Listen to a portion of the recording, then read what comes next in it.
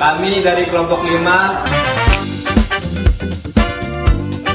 akan memaparkan materi mengenai SAK entitas privat untuk memenuhi mata kuliah akuntansi keuangan menengah 1.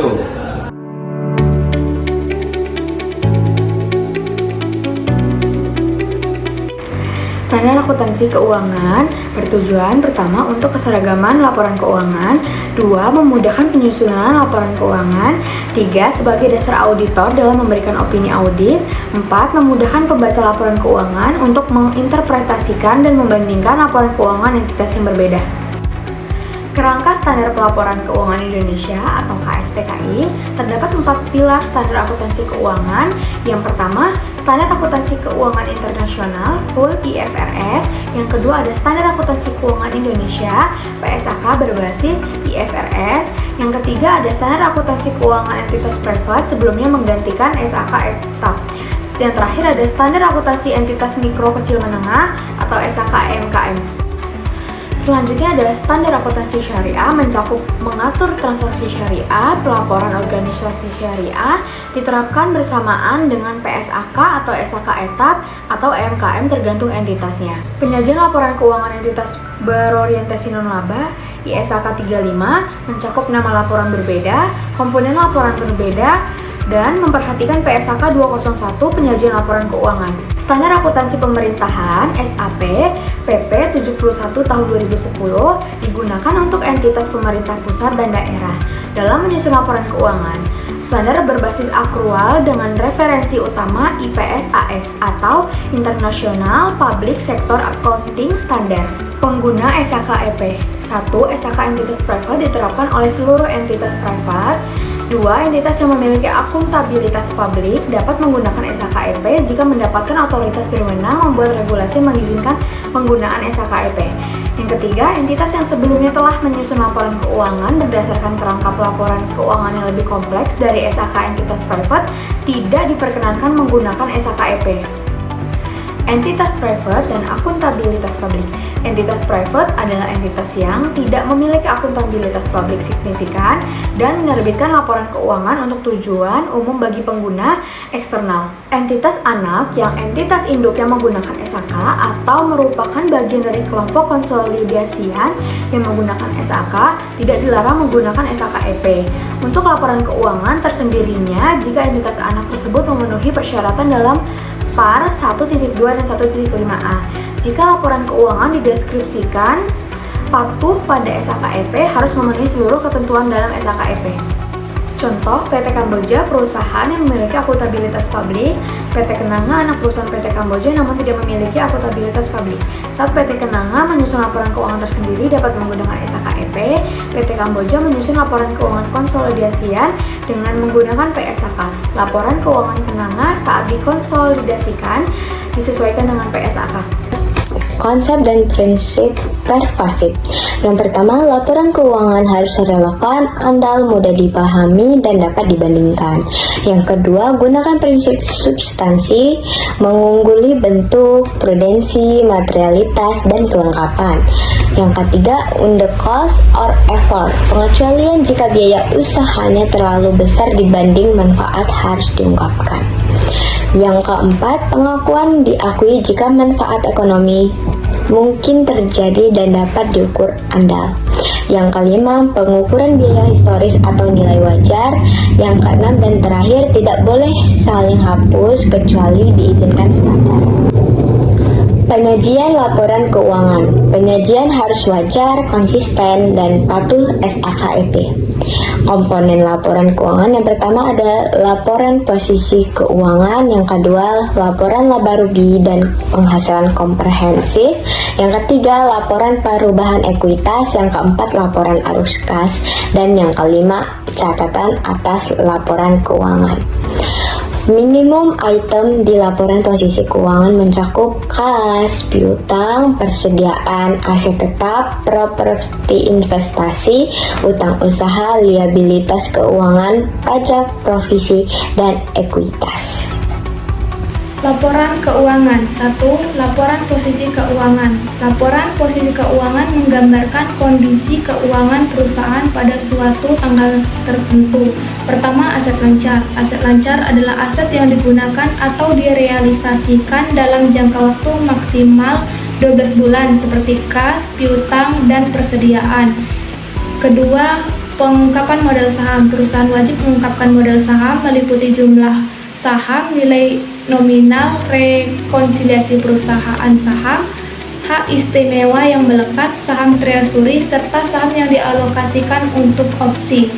3. Aset biologis. Jika perusahaan memiliki aset biologis, maka aset tersebut harus disajikan secara terpisah dan setiap perubahan nilainya dijelaskan dalam laporan laba rugi. Secara minimum, laporan posisi keuangan memuat 1. Kas, piutang, dan persediaan sebagai aset lancar. 2. Aset keuangan, aset tetap, dan properti investasi. 3. Aset tidak berwujud serta aset biologis. 4. Investasi pada entitas asosiasi atau venture bersama. 5. Utang usaha, liabilitas keuangan, pajak kini dan pajak tangguhan. 6. Provisi, ekuitas pemilik, dan kepentingan non-pengendali. 2. Laba rugi dan penghasilan komprehensif. Laporan laba rugi dan penghasilan komprehensif menunjukkan kinerja keuangan perusahaan selama satu periode. Laporan ini dapat disajikan dalam suatu laporan gabungan atau dalam dua laporan terpisah, yaitu laporan laba rugi dan laporan penghasilan komprehensif lain. Penghasilan komprehensif lain meliputi pos-pos yang tidak langsung mempengaruhi laba, seperti selisih kurs mata uang asing, keuntungan dan kerugian aktuaria, lindung nilai, serta revaluasi aset tetap. Beban dapat dianalisis dengan dua cara, yaitu berdasarkan sifat beban, seperti gaji dan depresiasi, atau berdasarkan fungsi beban, seperti beban produksi dan beban administrasi. Secara minimum, laporan ini memuat 1. Pendapatan, 2. Beban keuangan, 3. Beban pajak, 4. Bagian laba atau rugi dari entitas asosiasi, 5. Laba atau rugi periode berjalan, dan yang keenam, operasi yang dihentikan jika ada, dan yang terakhir, penghasilan komprehensif lain. Ketiga, laporan perubahan ekuitas. Perubahan ekuitas juga memberikan penjelasan rinci mengenai 1. Total penghasilan komprehensif yang diatribusikan kepada pemilik entitas induk dan kepentingan non-pengendali. 2. Komponen ekuitas dan dampak dari penyerapan serta penyajian retrospektif. 3. Rekonsiliasi jumlah tercatat awal dan akhir untuk setiap komponen ekuitas serta perubahan yang berasal dari laba rugi, penghasilan komprehensif lain, dividen, dan saham treasury.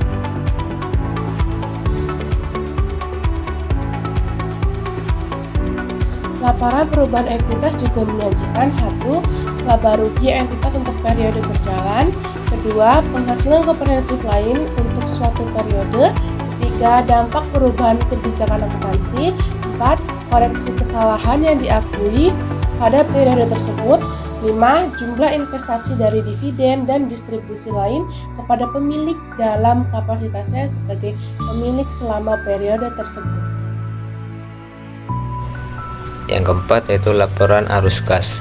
Tujuannya yaitu memberikan informasi mengenai perubahan kas dan setara kas, menjelaskan aktivitas operasi, investasi, dan pendanaan, membantu pengguna menilai kemampuan entitas menghasilkan kas di masa depan. Laporan arus kas dibagi menjadi 3 bagian, yaitu yang pertama arus kas dari aktivitas operasi, penerimaan dan pengeluaran kas yang terkait dengan kegiatan utama entitas. Contoh, penerimaan dari pelanggan, pembayaran kepada pemasok dan karyawan. Yang kedua yaitu arus kas dari aktivitas investasi, pembelian atau penjualan aset jangka panjang. Contoh, pembelian aset tetap, penerimaan dari penjualan aset, investasi pada entitas lain. Yang ketiga arus kas dari aktivitas pendanaan, perubahan yang timbul dari pendanaan perusahaan. Contoh, penerimaan pinjaman, pembayaran pinjaman, setoran modal, dan dividen. Catatan atas laporan keuangan.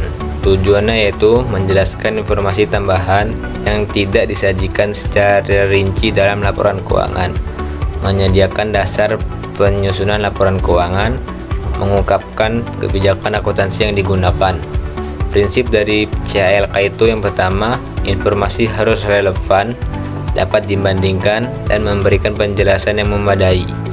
Tidak boleh mengulangi informasi yang sudah jelas tercantum dalam laporan keuangan kecuali untuk penegasan.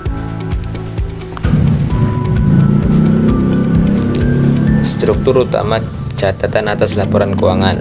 Yang pertama, informasi umum, yaitu gambaran entitas seperti sifat usaha, struktur kepemilikan, lokasi, dan informasi lainnya.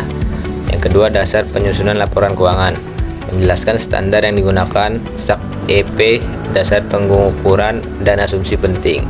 Yang ketiga, kebijakan akuntansi signifikan.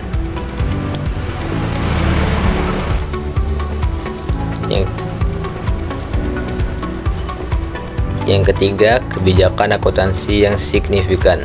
Contohnya yaitu metode penyusunan, pengakuan pendapatan, penilaian persediaan, dan penurunan nilai. Yang keempat, pengungkapan rinci per pos laporan keuangan, yaitu menjelaskan rincian akun seperti aset tetap, piutang, persediaan, liabilitas, ekuitas, pendapatan, dan beban.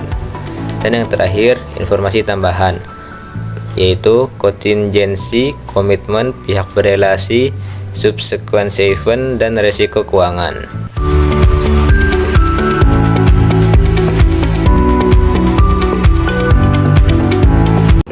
Terima kasih, kami akhiri. Wassalamualaikum warahmatullahi wabarakatuh.